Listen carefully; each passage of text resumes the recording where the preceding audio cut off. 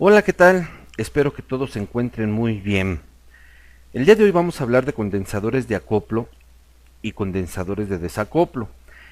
Estos condensadores son muy útiles para los circuitos de amplificación con transistores. Al hablar de amplificadores, implícitamente debemos estar imaginando tensión alterna y no solamente directa como lo hemos visto.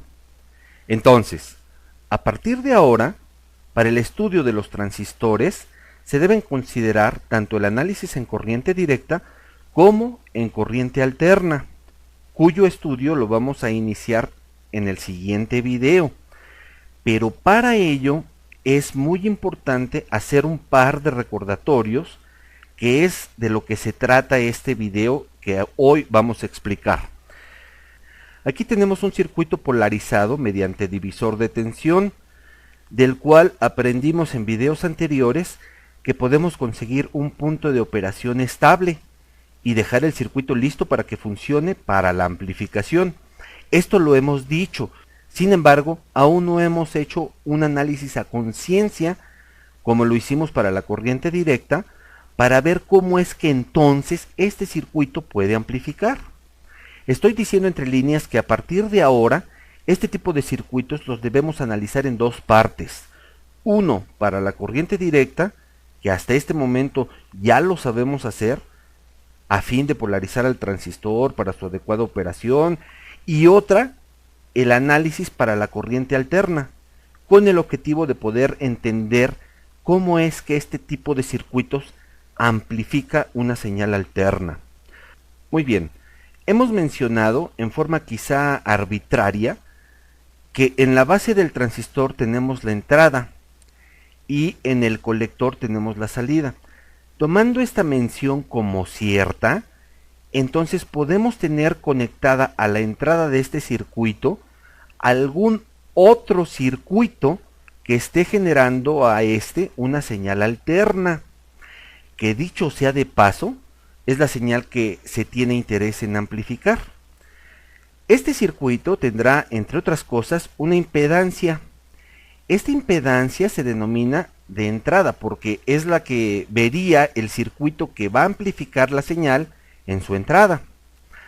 Bueno, lo importante de toda esta explicación es que esta impedancia alteraría mi circuito de polarización.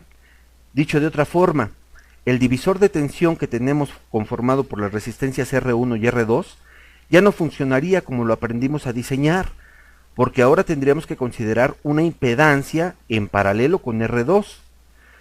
Pero más aún, fíjense, si esta señal alterna de entrada que genera este circuito viniese acompañada de una componente de tensión de corriente directa, pues está peor la cosa, porque ahora tendríamos que considerar esa tensión en directa, ya que se pondría en juego con el nuevo divisor de tensión para polarizar la base del transistor y poner al punto de operación en un nuevo sitio de la recta de carga. Bueno, generalmente un circuito de amplificación tendrá a su salida conectada a otra cosa. Puede ser un altavoz, puede ser un osciloscopio para observar la señal de entrada amplificada, o puede ser cualquier otro dispositivo que utilice esta señal amplificada para otros propósitos. Muy bien, pues sea como sea, este circuito también tendrá una nueva impedancia. Ahora a la salida de nuestro circuito recién polarizado, ¿verdad? Esa impedancia se observa de inmediato que estaría en paralelo con la resistencia de colector y por lo tanto también afectará la posición del punto de operación y la recta de carga. Pero más aún, todavía más aún, imaginemos que ese circuito de salida es otra etapa de amplificación. En otras palabras, es otro circuito muy parecido a este. Lo más seguro es que su voltaje de base, que sabemos que es tensión continua, también afecte la tensión en el colector de este circuito y por lo tanto los valores de mi recta de carga y punto de operación. Pues qué barbaridad, ¿verdad? Ustedes podrían decir, pareciera entonces que ahora mis cálculos tienen que ser más complejos y que los 6 pasos recomendados anteriormente en otros videos pues se quedaron cortos y en vano tanta simplicidad en la polarización del transistor. Ya decía yo que era mucha maravilla para que esto fuera así de simple. Pero permítanme decirles que no debemos asustarnos por este hecho, que no nos debe alarmar nada de lo aquí mencionado. Entonces miren, toda vez que el transistor esté polarizado adecuadamente, aplicando los 6 pasos que vimos en el video anterior, lo único que hay que hacer es ponerle a nuestro circuito una especie como de blindaje para que todo lo que venga del exterior, tanto en la entrada como en la salida, principalmente la tensión continua, no afecte el buen funcionamiento de nuestro circuito ya polarizado. Bueno, ¿y cómo poder hacer eso? Muy bien. Para ello vamos a tener que recordar 2 cosas. 1, la reactancia capacitiva y 2, la impedancia. Iniciemos con la reactancia capacitiva. Miren, si bien es cierto que un capacitor en tensión continua lo podemos considerar como un circuito abierto cuando éste se ha cargado, en otras palabras que la resistencia del capacitor una vez cargado es infinita y por lo tanto bloquea la corriente continua. Pero en la corriente alterna, el capacitor deja pasar la corriente alterna, pero con cierta resistencia a la corriente.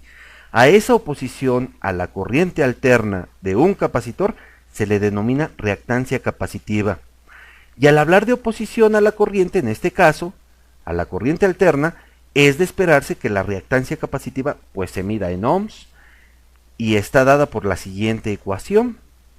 La reactancia capacitiva que se simboliza por XC es igual al inverso de la frecuencia por la capacitancia por 2 veces pi. En este video no vamos a discutir el cómo se llega a esta ecuación. Si quisieras abundar más en este tema, te recomiendo te remitas a los videotutoriales donde explicamos el concepto de la reactancia capacitiva con todo lujo de detalle. Por ahora partiremos de esta ecuación, que con el simple hecho de observar la fórmula podemos deducir lo siguiente. Debido a que la reactancia capacitiva es el inverso de la frecuencia, independientemente de la magnitud que tengas en el capacitor, entre más grande sea la frecuencia de la señal alterna, más pequeña será la oposición al paso de la corriente. Y por el contrario, entre más pequeña sea la frecuencia de la señal alterna, la reactancia capacitiva será mayor. Este hecho lo podemos imaginar con estas gráficas que representan frecuencias altas y bajas para un capacitor con determinada magnitud de capacitancia. Si quisieras ver esto con más claridad, puedes hacer uso de tu calculadora poniendo frecuencias altas y bajas para un mismo capacitor, digamos, y observarás que la reactancia capacitiva para frecuencias altas y bajas sucede lo que estamos diciendo aquí. Vamos a los extremos, una frecuencia muy alta y una frecuencia muy baja. Imaginemos 10 kHz, una frecuencia alta, y por el otro lado imaginemos una frecuencia tan baja que tiende a cero, en otras palabras es tensión continua y constante. Y veamos la fórmula de la reactancia capacitiva. Es de suponerse entonces que a frecuencias muy altas la oposición a la corriente es prácticamente cero. Eso quiere decir que bajo esas condiciones el capacitor lo podemos modelar como un cortocircuito. Y por el contrario, si vemos la fórmula, a frecuencias muy bajas que tienden a cero, como en este caso, la oposición a la corriente es prácticamente infinita. Entonces podemos modelar al capacitor como un circuito abierto. Conclusión: en el análisis de alterna, para frecuencias muy altas, la oposición a la corriente de un capacitor prácticamente es cero. Y podemos imaginar al capacitor bajo estas condiciones como un corto. Punto. Y para frecuencias bajas y para señal de corriente continua, o sea que no tiene frecuencia, la oposición a la corriente alterna pues es infinita. En tales condiciones se puede imaginar al capacitor como un circuito abierto. Punto. Ahora recordemos el segundo concepto, la impedancia, que se simboliza con Z mayúscula, y su unidad es también el ohm, debido a que se define como la oposición a la corriente alterna, pero de todo un circuito, que dicho sea de paso, está conformado por otros dispositivos que no son puramente resistencias. Por esa razón es que se estila decir que los transductores tienen impedancia y no resistencia. Por ejemplo, sabemos que un altavoz o un micrófono tienen cierta impedancia. ¿Por qué? Porque prácticamente están conformados por una inductancia, una bobina y un imán, y no es un circuito puramente resistivo. Muy bien. Entonces, la impedancia de un circuito puramente resistivo es igual a la resistencia total del circuito. La impedancia de un circuito puramente capacitivo es igual a la reactancia total de sus capacitores. Y la impedancia de un circuito RC será la combinación tanto de las resistencias como de las reactancias capacitivas. Recordemos que la reactancia capacitiva en un circuito RC es una cantidad fasorial y se expresa como un número complejo en forma rectangular, donde esta XC representa la oposición de la corriente en alterna de los capacitores del circuito, y esta XC representa la magnitud de la reactancia capacitiva del circuito. Y el símbolo "-J nos indica que en un circuito donde hay capacitores, la tensión alterna está desfasada 90 grados con respecto a la corriente alterna. Pareciera un poco enredado y confuso todo esto. Para comprenderlo mejor, vamos a imaginar la siguiente fuente de tensión alterna conectada a un capacitor donde se sabe que circula una corriente, esta también alterna, ¿verdad? Si modelamos este circuito con una ecuación matemática, diríamos que la corriente del capacitor será la magnitud del capacitor por la razón de cambio de la tensión respecto al tiempo. En otras palabras, que la corriente tendrá un valor en el instante 0, diferente al instante 1, y al instante 2, y al instante 3, y al instante, etcétera, debido a que la tensión es alterna y también tiene distintos valores en el tiempo. En nuestros cursos de cálculo nos enseñaron que la razón de cambio, también llamada derivada, representa la pendiente de la recta tangente que toca a la función en un instante determinado. Bueno, pues con estos conceptos que se los debemos a Newton y a Leibniz, que fueron los creadores del cálculo, nosotros podemos graficar esa pendiente en cada instante de la función senoidal, llamada en este caso voltaje o tensión alterna, ¿verdad?, para determinar la corriente que pasa por el capacitor de este circuito. Muy bien, imaginemos entonces que nos encontramos en el instante t igual a 0 segundos. Noten ustedes que la pendiente en ese punto es muy positiva. Es más, me atrevo a decir que en ningún otro punto de la función la pendiente es tan positiva como en este, o en 2pi o en 4pi, etcétera, que es cuando la función concluye e inicia un nuevo ciclo. Si graficamos ese valor de pendiente, el resultado de la corriente del capacitor pues será el máximo valor que tendría, ¿verdad? Ahora imaginemos que el tiempo transcurre y nos detenemos en un instante antes de llegar a la cresta de la señal. Por ejemplo aquí, y noten ustedes cómo la pendiente en ese punto va disminuyendo. Nuevamente, si graficamos el valor de esa pendiente que se ve que se va acostando, es decir, va llegando a 0, tendríamos el siguiente valor en la corriente. Muy bien, la pendiente en la cresta es 0.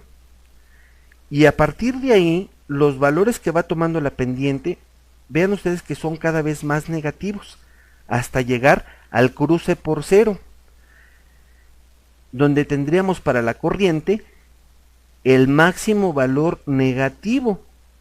Si seguimos graficando la corriente, llegaremos a tener una gráfica semejante a la tensión, pero adelantada 90 grados. También se puede expresar esto como que la tensión está desfasada 90 grados respecto a la corriente. Por esa razón es que en un circuito capacitivo la reactancia capacitiva es un complejo desfasado 90 grados. Entonces, para este circuito donde tenemos la resistencia y el capacitor conectados en serie, la impedancia sería la suma fasorial de la resistencia y la reactancia capacitiva.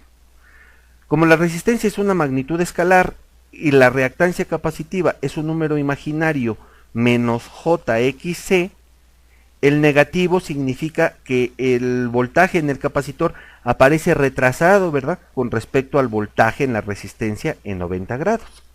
Muy bien, entonces la impedancia, que es la suma fasorial de estas magnitudes, resulta en un fasor, cuya magnitud se sabe por el teorema de Pitágoras, que es la raíz cuadrada de la resistencia al cuadrado más la reactancia capacitiva al cuadrado. Y dicho sea de paso, si queremos conocer el ángulo de desfase de la impedancia, pues basta con aplicar la fórmula para determinar el ángulo del triángulo rectángulo. Vean que aquí se está formando este triángulo rectángulo, que es menos la tangente de la reactancia capacitiva entre la resistencia. Una vez recordado estos conceptos, nos interesan dos aspectos. No perdamos de vista que nuestro interés es blindar a nuestro circuito con transistor polarizado. Para ello haremos uso de un capacitor de acoplamiento. Su nombre obedece a que es capaz de acoplar una señal entre dos puntos. En este circuito filtro que estamos viendo, se presenta una tensión alterna. Nos interesa que dicha señal salga íntegra a través de la resistencia y tierra. ¿Por qué? Porque en la entrada y en la salida de nuestro circuito polarizado nos interesa no perder ninguna característica de la señal alterna. Recuerden que es la señal que se va a amplificar. Bueno, si para este filtro logramos hacer que el capacitor se comporte como un cortocircuito, debemos asegurarnos que su reactancia capacitiva será muy pequeña. Si eso ocurre, el capacitor no tendrá ninguna oposición a la corriente alterna y prácticamente la tensión de esta fuente se verá como un espejo a la salida de la resistencia. En otras palabras, no habrá caída de tensión en el capacitor, debido a que es un corto y toda la tensión alterna de la fuente estaría presente en la resistencia. Muy bien. Pero el otro aspecto que nos interesa es bloquear toda tensión directa que venga acompañando a esa señal alterna. Para ello nos interesa que el capacitor tenga una reactancia capacitiva infinita, a fin de que se pueda comportar como un circuito abierto y en este caso no dejar pasar dicha tensión a la salida de la resistencia. Muy bien, ahora nos debemos preguntar si esta resistencia representa la impedancia a la entrada de mi circuito polarizado. ¿De qué valor deberá ser el capacitor para que sea un condensador de acoplo? Y otra pregunta muy similar que nos debemos hacer es, si la resistencia representa la impedancia de salida, expresado de mejor manera, diría, si la resistencia representa la impedancia de la carga de mi circuito amplificador, ¿de qué valor deberá ser el capacitor para que sea un condensador de acoplo? Bueno, un consejo práctico que les voy a dar es que la reactancia capacitiva del circuito sea cuando menos 10 veces menor a esa resistencia. Si eso se cumple, lograré tener un buen condensador de acoplo que me deje pasar toda señal alterna y que me bloquee toda señal continua. Imaginemos que esta resistencia es de 2 kilo ohms y que la señal alterna es una señal de audio, es decir, que trae un rango de frecuencias de 20 Hz a 20.000 Hz. Ese es el rango de frecuencias en el que el oído humano escucha. Ahora, sabemos que el capacitor se comporta como un corto para frecuencias altas. Así que en este rango de frecuencias, el peor caso lo tenemos en los 20 Hz, o sea, a la frecuencia más baja. Si aplicamos la regla 10 a 1, tenemos que la reactancia capacitiva debe de ser de 200 ohms. Y sabemos que está dada por la siguiente ecuación. Si de aquí despejamos la capacitancia que nos interesa y sustituimos los valores para la frecuencia de 20 Hz, obtenemos que la magnitud del capacitor debe de ser de 39.78 microfaradios, y esa es la capacitancia que nos ayudará a hacer del capacitor un circuito corto para la señal alterna y un circuito abierto para la continua. En otras palabras, para este circuito, el condensador de acoplamiento debe de ser de casi 40 microfaradios. Para comprobar este hecho, calculemos ahora la impedancia del circuito, que sabemos está dada por esa ecuación. Sustituyendo los valores, tenemos que la impedancia del circuito es prácticamente el valor de la resistencia, vean ustedes.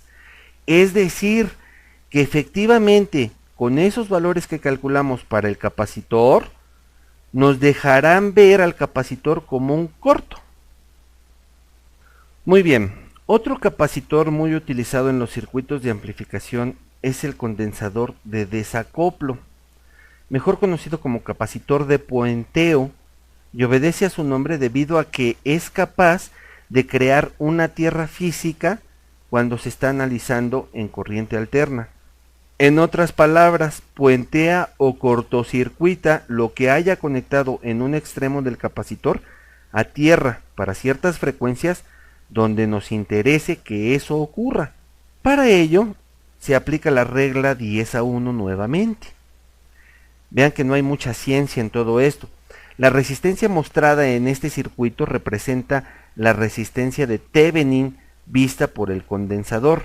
Miren, aunque por el momento no tengamos claro todavía para qué lo utilizaremos en los circuitos de amplificación, permítanme explicarlo de una buena vez, ya que más adelante nos ayudará a estabilizar aún más el punto de operación, y algo bien importante, va a estabilizar la ganancia del circuito y eliminará la tensión alterna indeseable en algunas partes del amplificador. Eso lo vamos a ver con detenimiento más adelante. Por ahora lo que me interesa es que se entienda qué es un capacitor puente o un capacitor de desacoplo y cómo se calcula. Muy bien, ¿dónde se conecta? ¿Cómo se conecta? ¿Por qué se conecta en un amplificador? Son preguntas que aún no nos podemos responder, pero por lo pronto vamos a conformarnos con tener claro el objetivo de un capacitor de puenteo o de desacoplo. En el siguiente circuito, la frecuencia de entrada de la fuente alterna es de 1 kHz. ¿Cuál sería el valor del condensador para que se cortocircuite de forma efectiva en el punto A tierra? Muy bien, lo primero que debemos hacer es hallar la resistencia de Thevenin vista desde el condensador. Observemos entonces que esa resistencia es el paralelo de R1 y R2. Sustituyendo valores tenemos que la resistencia de Thevenin es de 375 ohms, y con ello entonces nos podemos imaginar una sola resistencia equivalente de 375 ohms en serie con el capacitor, que por el momento solo me la voy a imaginar porque lo que nos interesa es obtener el valor del capacitor de desacoplo. Muy bien, aplicamos la regla 10:1 para obtener la reactancia capacitiva y nos resulta que esa reactancia capacitiva es de 37.5 ohms. Ahora despejamos de esta ecuación que ya conocemos para obtener la capacitancia, y al sustituir los valores tenemos que un buen condensador de acoplo que logrará puentear el punto A tierra para esta señal alterna de 1 kHz es de 4.24 microfaradios. Y noten ustedes la importancia de esto. Si nosotros quisiéramos por alguna razón eliminar los efectos de señal alterna de 1 kHz porque nos afecte, por ejemplo, nuestra polarización, pues basta con colocar un capacitor de 4.24 microfaradios para que esto suceda. Asombroso, ¿verdad? Entonces, conclusión. Un condensador de acoplo nos permitirá no alterar la señal alterna y eliminará cualquier componente de corriente continua. Un condensador de desacoplo nos permitirá quitar el efecto de una señal alterna porque la aterriza a tierra. Ahora sí, estamos listos para que con todo conocimiento de causa sepamos en dónde y cómo colocar condensadores de acoplamiento, a fin de blindar nuestro circuito polarizado con los 6 pasos vistos en el video anterior, y que tanto a la entrada como a la salida no nos perjudique ninguna señal de corriente continua, y únicamente considerar la señal alterna para este circuito polarizado y que podamos ver a la salida limpia y amplificada. Muy bien, el uso del condensador de desacoplo lo aplicaremos en breve en los videos que siguen. Por lo pronto, espero que esta explicación acerca de los condensadores de acoplo y de desacoplo te haya quedado claro, y que no solamente puedes aplicar en los amplificadores, también los puedes aplicar en otro tipo de circuitos en donde tengas la necesidad de aterrizar de un punto determinado de tu circuito a tierra. Esto siempre y cuando en señales alternas, o bien que tengas la necesidad de acoplar 2 señales también.